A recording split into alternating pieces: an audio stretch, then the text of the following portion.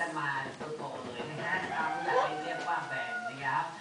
นูจอแบนเนี้ยและอีกเพลงหนึ่งนะครับเพลงนี้ก่อนนะฮะ First Kiss ของพี่ดุษตานะครับเพลงนี้เมื่อวานก็มีคนขอมาเยอะแยะมากมายเลยทีเดียวนะครับ First Kiss นะครับและมาต่อด้วยงานเพลงครับเพลงกระแทกใจกระแทกกันดีกว่านะครับกับเพลงนี้ครับจิ๊กจ๊าของวินฟลูเอาละนะครับไปฟังภาษาเพลงดีกว่าเลยนะจ๊ะน่าจะเสร็จเอาเพลงนี้ต่อเลยแล้วกันเนี่ยบังเอิญโลกหล่นผมผิดนะครับของโปรตุเกสนะจ๊ะ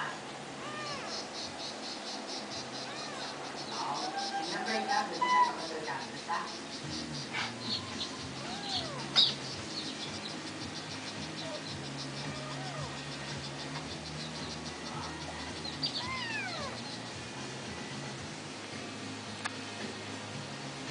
นักสู้พี่